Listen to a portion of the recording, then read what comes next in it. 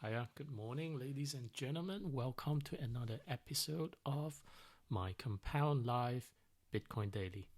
So, in this channel, we build assets, we build great habits to manage all of our assets, and more importantly, we build freedom. And that should really be financial freedom as well as time freedom for you, me, and everyone else that watches my channel. At the time of recording, it's the 4th of January, the 4th day of 2026. Great day, fantastic day.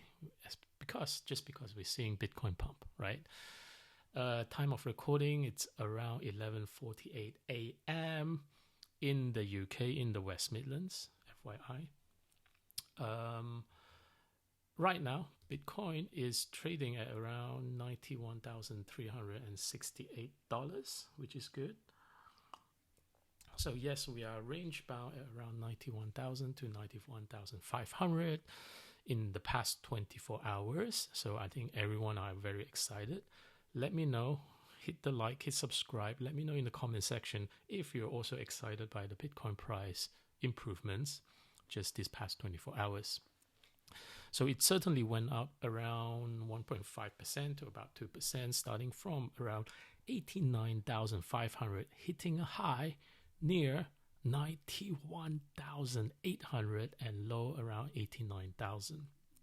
We are, however, still about 25% away from the previous all-time high, and of course, it's a slight disappointment, but we're not far. We're not far from that 120,000, getting back to that 120,000 in the earlier cycle. So this certainly looks like a recovery because we obviously did not get pushed down again from market makers in a matter of short 4 hours period. And of course, it does seem Bitcoin might want to go higher, right? But bear with me, I will get into some more explanation that we might not get into immediate high until we kind of have to go back down first. So definitely a good recovery, some quick pumps overnight. Of course, no big whales or market makers manipulation, so that's good. I think immediately over the past 24 hours, I think Bitcoin market cap added about 52 billion back into it, so that's good. So let's take a look at the 50 days simple moving average. We are at around, 50 days simple moving average around 89,335. And yes, Bitcoin crosses that, right? So that's very good. But having said that, we do need to anticipate that, there are a lot of heavy resistance from 92,000 to 95,000 USD per Bitcoin. If we can break that, if we can break 92 to 95, right?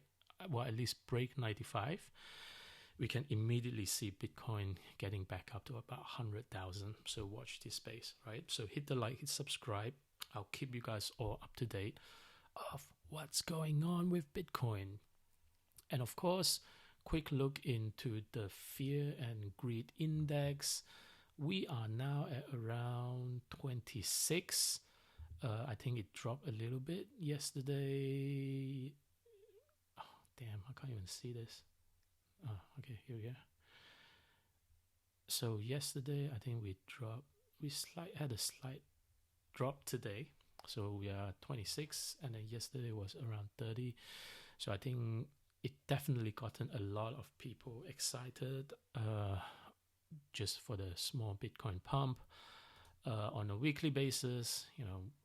The fact that we haven't been able to get away from the fear zone. I think give it another week or so. Hopefully we should be able to get past this fear or extreme fear zone and eventually get back into the neutral zone. So fingers crossed that, let's hope that Bitcoin can definitely hold for a few more days. But having said that, there could be some CME gaps that potentially that we might need to revisit before we can get along, right? So, there probably wouldn't be any immediate negative news. I'm just kind of guessing. Yes, it will be a good weekend pump, and then followed by Monday market open. Maybe there would be traders that are still showing some fear about the Venezuela event, and then that may trigger some sell-off, and immediately, there could be some CME gaps that we might need to revisit. But anyway, let's look into the Bitcoin exchange reserve data. So this obviously comes from Crypto Quant, specifically looking into Bitcoin's all exchange reserve. It's currently hovering around 2.75 million Bitcoin, not $2.75 million. So it's 2.75 million Bitcoin after hitting a multi-year lows equivalent to 2018 levels in late 2025. Continue to reflect strong HODLing behavior among long-term holders who are aggressively moving coins to self-custody wallet. So that's very good, very positive for Bitcoin. Exchanges, all-time low. Essentially, we are seeing whales buying a lot more Bitcoin, and they are shifting that away from the exchanges. And usually people shifting or moving Bitcoin from exchanges to cold wallet, essentially that means they're not going to sell immediately, right? They want security. They will keep the Bitcoin for a longer period of time. Perhaps they are anticipating that, yes, there will be a run. I can't say bull run, right? There could be a bounce coming, but that specific bounce will not be coming anytime soon, perhaps half a year time, 9 months time. So that's why, for security reason, they always move their coins away from the exchanges. So we have seen evidence by recent outflow of over 20,000 Bitcoin in bulk withdrawal. So that's very positive. This decline in exchange is great, and I do hope that, this will continue for the coming few months. And of course, let's quickly look at the Bitcoin return chart. For current Q1, we only like a few days. So far, it's been recorded as positive 4.13%. I think whatever losses we made in December, somehow we regained that in January, right? Although it has only been like 4 days. So let's hope this will continue to persist. And let's hope more positive news for Bitcoin. Okay, now let's move on to news that moves Bitcoin price section. You're going to see my face for this, right? So I think I've mentioned earlier about CME gap. It's a bearish gap that we all need to take into consideration, with its upper boundary around 88,400 to about 88,800. And the price trading about above it after a recent dip and recovery. So to fully fill the gap, Bitcoin price would need to drop back into and trade through this, unfilled gap zone, right? Typically, at least the top of the gap, or well below 88,400, the lower of the gap. Okay, so from current level, where Bitcoin is around 95,600, this would require quite a drop of approximately maybe 1,700 to about 2,500. That will be, so anticipate a 1.9% to about less than 3% drop coming, to ensure that we hit and continue to cover the CME gap. So in regards to CME gap, it does have a high history or fill rate of approximately 70 to 80%. But of course, not all CME gaps get filled immediately. It sometimes does take days, weeks, or even longer. Like last time when Bitcoin was at around 126K, and then it has to drop to about 80K, where the CME gap was quite a few months ago, right? So do have the anticipation that maybe in the short time, we may drop back down to cover the CME gap, or Bitcoin price can continue to move forward, but having to come back to cover the CME gap later. And other big news that I believe, have a huge impact on the Bitcoin price is US takes control of Venezuela massive oil reserve. And that's valued at around $17 trillion. Okay. So go watch my other video about the rising government debt that I've recently posted. I think I posted that yesterday, right? And I kind of get into a lot of details, whether, is it appropriate to hold gold or is it more appropriate to hold Bitcoin? Certainly it's not financial advice. Certainly do your own research. But I think it's something that we all need to ponder, especially when gold is trading so much more higher. And there's a lot of anticipation that, Bitcoin will also be trading at a lot more higher soon. Well, not anytime soon, but maybe towards end of year or in a couple of years' time. But bear that in mind. So a little bit of the background of what's going on if you live under the rock. On January 3 to 4th, 2026, the US conducted a military operation in Venezuela, capturing President Maduro and announcing they will temporarily run the country's oil sector. So Venezuela has the world's largest oil reserve, about 303 billion barrels, but production is low due to mismanagement. So Trump obviously said the US will fix infrastructure, ramp out output, and sell oil to recoup costs. This could flood global markets with cheaper oils, right? So if you don't drive an EV, if you drive a old type of fuel vehicles, yes, I think we can certainly expect some cheaper oil coming.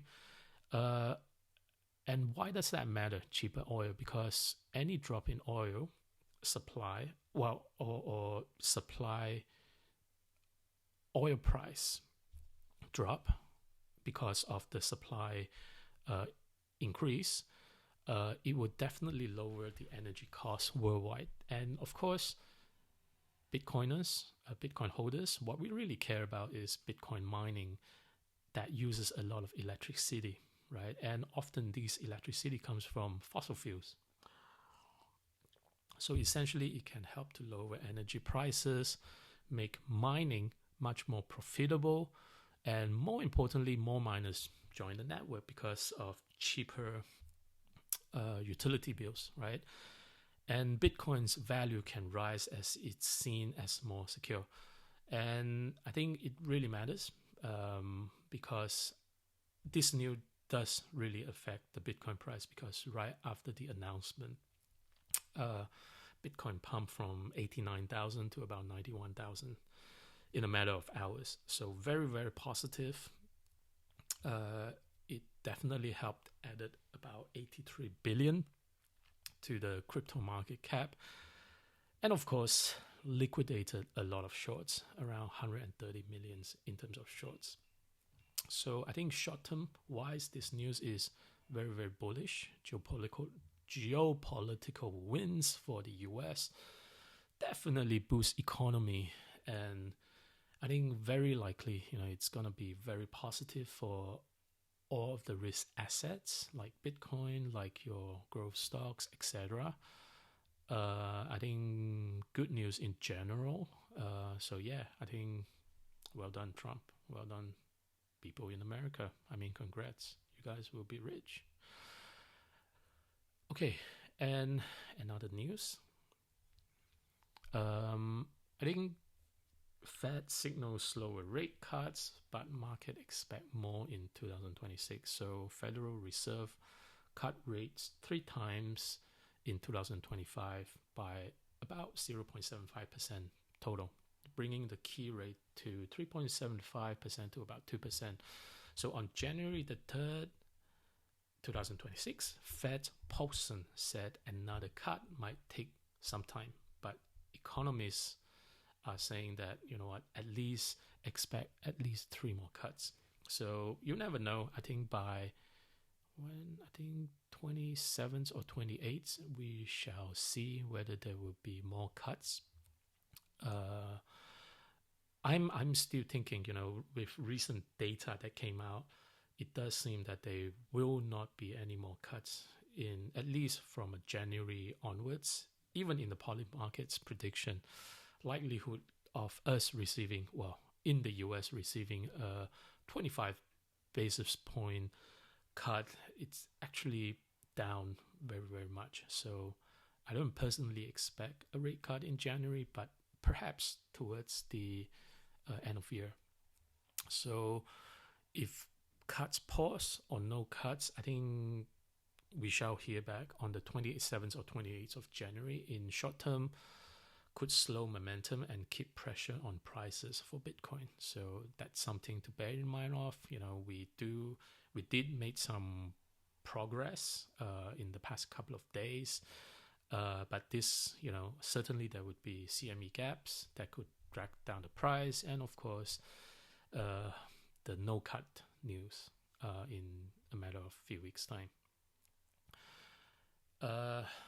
One other interesting news section that I want to cover will be Whale's withdrawal 800 Bitcoin from VENEZUELA'S now holds 1,000 Bitcoin in total, right? So in January 3rd, yesterday, big investor Whale, they, you know, like how I've reported the Bitcoin in the exchanges, Whales are moving Bitcoin away from exchanges. So that's very positive. It means they will hold for a much more longer period of time. It means sometimes it does also mean that bottom is, you know, it's ending. And then Whales are again accumulating.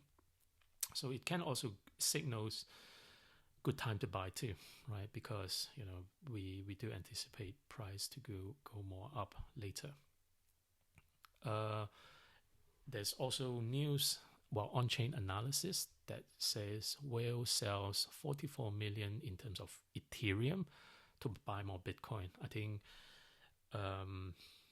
that's what a lot of people tends to do. You know, they tend to sell altcoins and move back onto Bitcoin, because if Bitcoin bottom, essentially means that's the best time to accumulate, and it makes sense for people to shift or to rotate and to buy Bitcoin at the bottom, essentially. So I think these are all bullish news for Bitcoin, maybe a bit of a hopium for everyone. Last thing I want to cover is I think since that we are entering January, so something to bear in mind. I think this will be bullish.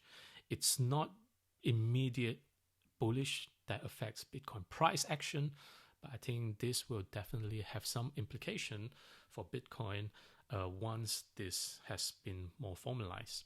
So it's the US crypto bills lineup for 2026 and will be huge for Bitcoin once this gets passed. So right now in early January 2026, the Senate is gearing up for hearing and a key markup session. So what exactly is a markup session? This is where they edit and vote on the bill. So the bill itself is on this Digital Asset Market Clarity Act. In short, sometimes you can just call it Clarity Act.